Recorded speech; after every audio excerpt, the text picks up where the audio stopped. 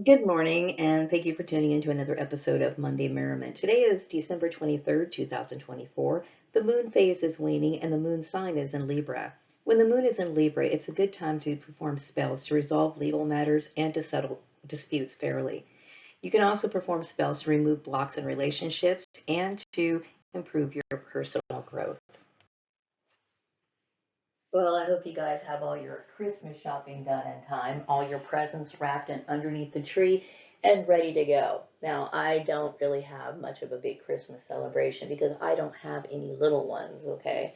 But the only thing that we really do in my house is we just, make something special to eat, which is, something to look forward to.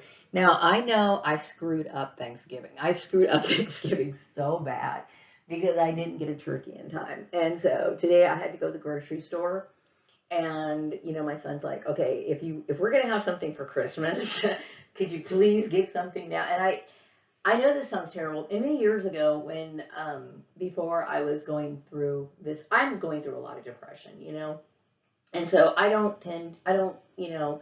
get upbeat about the holidays. Like months before the holiday, I'm thinking, oh, I really want to do this and I want to do this. But, each day that goes by, I'm kind of sitting in the same spot, thinking about the same thoughts. And I will say, me getting involved in my little miniature projects and stuff like that really does help, okay? But still, coming to like planning for holidays and stuff like that, I'm still really lagging behind. So today I went out to the grocery store, and of course, things are already picked over, right? One of the things that we enjoy eating for the holiday season is cheesecake. Now, my son made a cheesecake for Thanksgiving, and it was amazing. But before, we used to always buy it at the store. But this year, for Christmas, we were talking about, well, what are we going to have for like dessert? And so I, of course, want my son to make the cheesecake again. And I enjoy making toppings for cheesecake. One of the things I enjoy is creating like an apple topping with like brown sugar, kind of like a same kind of pie filling for an apple pie, but throwing it on top of the cheesecake. I also enjoy having cranberries and a little bit of orange zest with sugar and mixing it up and using that also as a cranberry cake. I'm sorry, a cheesecake topping. Okay, this year, I'm hoping that we can get the Oreo cookie pie crust for the cheesecake because I'm like, I want chocolate with this cheesecake this time. But we don't really have a set tradition, and I know that people have like bashed me through the years, and I know that I've dealt with a lot of persecution. But when you think back to the root of it, I understand. I'm a clone. I have dealt with a lot of setbacks, but the setbacks that I've experienced were the result of me being targeted. But some people think that I'm kind of behind the times, and I don't really have a lot of the things that other people have, such as a tradition, like a family tradition. That is something I wish I did have. I don't have that. So, I try to make something special each year, but the one thing that we do try to be consistent with is having at least something cool to eat that we usually don't eat. I've not been able to purchase a turkey. So this week I'm going to be running around like a chicken with my head cut off, trying to figure out what kind of meat I'm going to have for this Christmas dinner. Hopefully next year I will get my crap together. All right. I'm going to just kind of talk a little bit about Christmases, what, this Christmas season, means to me. I think I identify Christmas with the feeling of childhood, believing in the Santa Claus. I mean, I totally was so disappointed when my mom sat me down that day and told me there was no Santa Claus. I was like, oh my God, it was horrible. But I love the Christmas music. There was a lot of baking that went on in my family. My mom was always baking cookies, like a lot of cookies. Like it seems like she was constantly pulling cookies out of the oven. And of course, I was sitting there eating them just as fast as she was pulling them out of the oven. I love the Christmas candy canes. I used to love the aluminum tree that my parents had. And of course, we ended up getting a green one. But throughout the years, we've changed the Christmas tree. But, it's those little nostalgic moments that I look back on and find joy in. Even though, sometimes it hurts to think about my mother because my mother wasn't my mother. And I look at her as somebody Like, should I remember her affectionately, or should I look at her as somebody who was just some op or something? You know what I mean? It feels weird. It is a psychological collapse that causes a person a lot of pain. Okay, a lot of pain. But still, I try to remember the good times with my mother and the fun things that we did together. And there is a part of me that does love my mother. I'm going to always feel that way. You know what I mean? And I struggle with that because I'm somebody who strongly believes that love is a very sacred feeling that should not be wasted on people. And I am like hardwired about that because I understand what it means to give love to people who are just draining you. Okay? And I believe that, when it comes to like the ebb and flow or the equal what do you call it? The balance, okay? The balance of our mind, our mood, our well-being, or whatever. I understand that relationships can be very draining and they can be very painful. You know what I mean? And so I choose to direct affection, love, and that sort of stuff to the right people, right? But there is always going to be that inner struggle about how I feel about my mother. I know that I think, she was fun and playful at times, and she did make Christmas fun. And I do know that when I think of Christmas and I think of Christmas clothing, she always put little ribbons in my hair to coordinate with my outfit. Maybe she was living vicariously through me. I don't know. Okay. But those moments that I did have with my mother are very precious to me, even though, and that's a lot of conflict in my mind. It really, really is. Okay. Very, very traumatizing because, you guys can't imagine what it's like, but just imagine if your whole reality was created for someone's fun. Okay, I think you can kind of understand that. Anyway, I'm going to go ahead and talk about some of the things that can make your Christmas special if you don't have a tradition. There's a lot of people who don't. Some people, they didn't really grow up having a consistent routine that they followed each Christmas. So if you're one of those people like me, just kind of like a person out there on their own, maybe you can incorporate this or modify it. Like if you don't like the cookies that I'm showing you, or you don't like the items I'm showing you, find the cookies that you do like. You know what I mean? But just kind of open your mind to experiencing different things. Okay? If you never had, like I said, if you never had Christmas before, maybe this year you could try it. And the reason why I'm saying this is because I know that a lot of people feel so empty. There is so much emptiness in this world, okay? But it's important to continually create spark in your life. It's important to constantly find something to hang on there for, And sometimes Christmas can do it. Now, I know that, I am not a churchgoer, and I know that this was a big, big, big deal. And I know that some people would say, well, if you're not a Christian, why do you celebrate Christmas? I do know that Christmas was actually an offshoot of the winter solstice celebration. But aside from the religious origins of Christmas, okay, that, to me, I look at Christmas as a winter holiday. I look at it as a time where there is a chance to be born, like, change our ship. Like, kind of like how they talk about Jesus being born on Christmas Day, okay? This is kind of like aligning with the whole idea of the sun, okay? The sun sinking in with like the solstice period, right? So the sun basically from that point on starts to grow, just like during the summertime, during the summer solstice, it's just the opposite, okay? So like during the winter time, the sun is kind of dull, but as we progress through spring, the sun's power starts to grow and grow and grow and grow. Anyway, so I don't really focus so much on the religious aspect of it, but I do focus on the lights that bringing light into the house, bringing some sort of joy, merriment, mainly because during this time of the year, we don't really get a lot of vibrant sunlight, and it's important to continually fight the depression. Fight the depression as much as you can. So I'm going to talk about my old-fashioned Christmas, or my idea of how I spent, or how I experienced Christmas as a kid, and it can maybe inspire you to create a new tradition in your home, or just kind of try something and dabble into the Christmas experience. Now, Christmas Eve was the night where everybody in the household, when I was growing up, got around the kitchen table and we just ate whatever we wanted. That was like, we had Christmas Eve and then we had Christmas. The Christmas was the day when we were little, we would open our presents. But when we got to be teenagers, we all knew there was no Santa Claus, so you might as well open the Christmas gifts on Christmas Eve, right? But I remember the cookies that my mom used to make. She used to make different kinds. And one year she made stained glass cookies. And I was so excited to have them because it was like, it's so creative. It's like, she crushed up a bunch of candies. She made, and she put them into the cookies and they melted and they made like these beautiful stained glass cookies. I looked for a recipe and I found one on cookingclassy.com. I will put the link in the description box.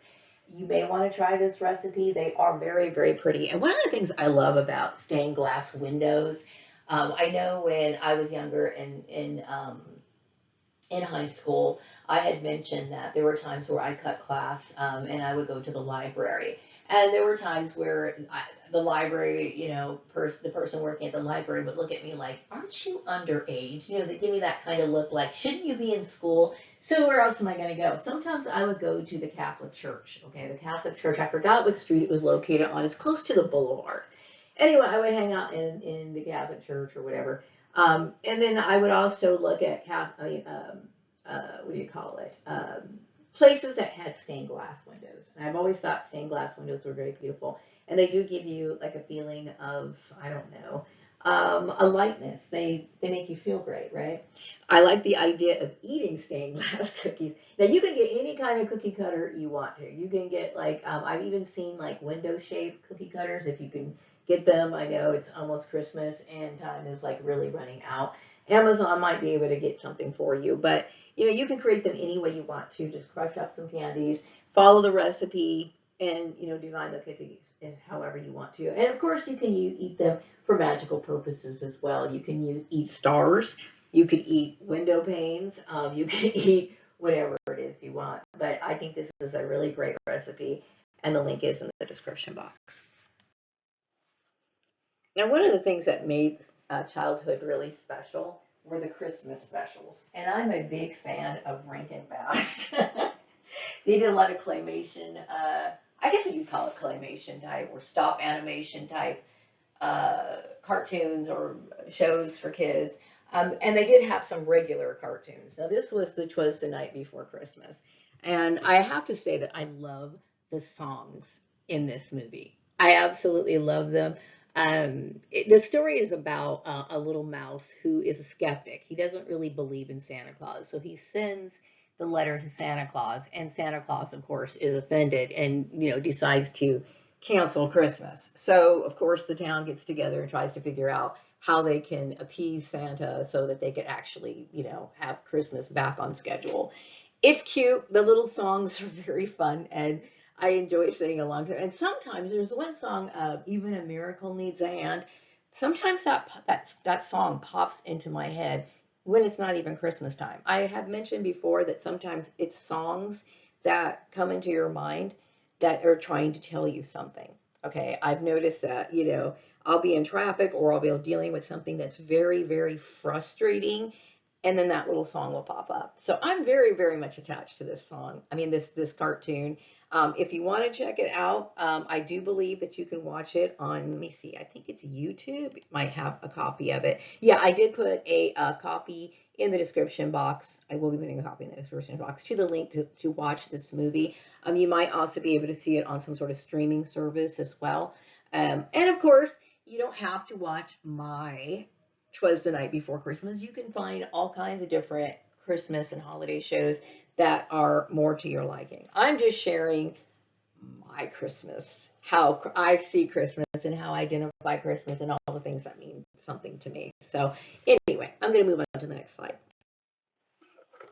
Now, this is another Rankin Bass show, and I would say my all-time favorite Rankin Bass. This Nestor, the long-eared donkey, is my favorite Christmas special. And, I get emotional. It does not matter how old I am. Doesn't matter how many times I've seen it. I always get emotional when Nestor's mother dies, okay? So the little story is about Nestor, of course, being an outcast because of his ears, right? His ears are extremely long, and people kind of like, all the other animals make fun of him. But he finds purpose because he is the donkey that takes Jesus to, takes Mary into Nazareth. Anyway, I'm sorry, into Bethlehem. Sorry about that.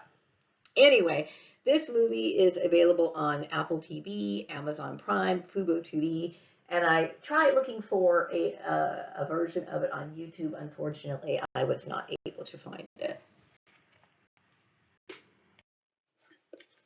Now, I have seen like comedy skits and people making fun throughout the years of the fruitcake.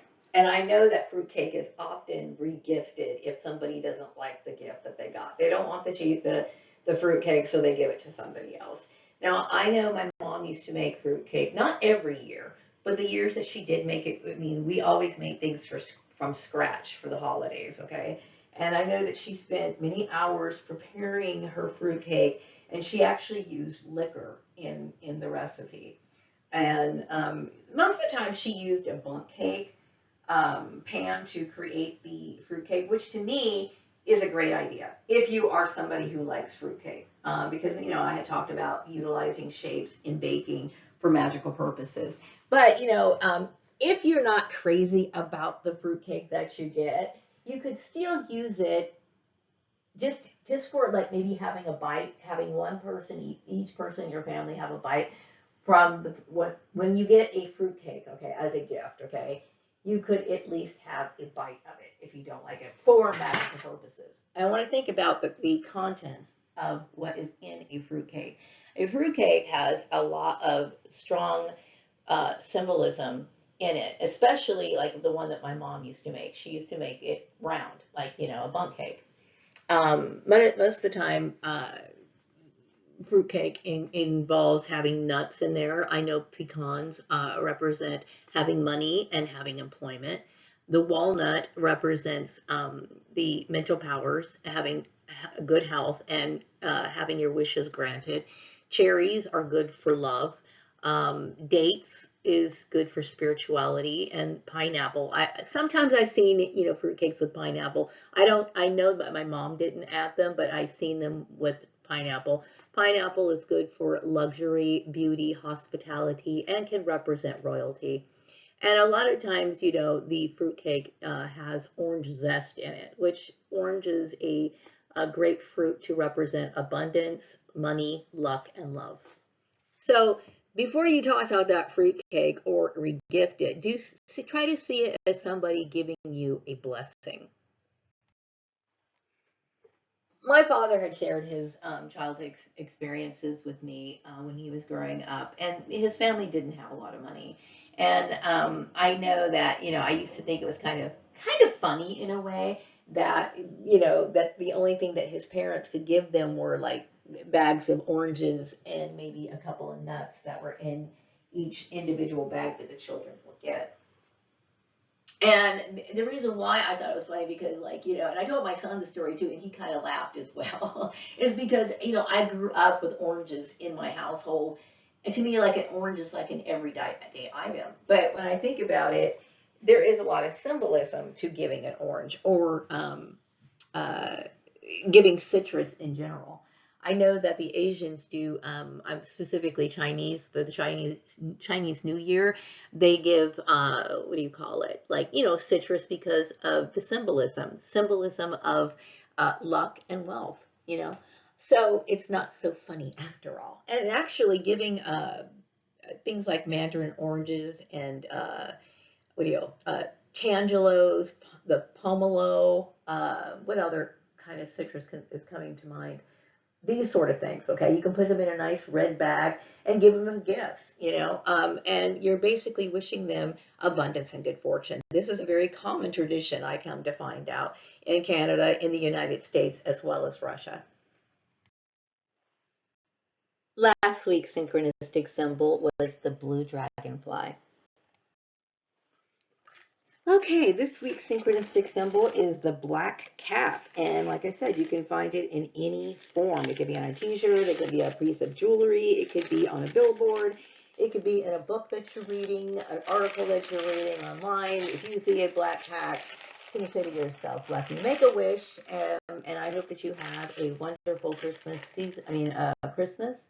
And I will be back with another episode of Monday Merriment next week. Take care. Merry Christmas.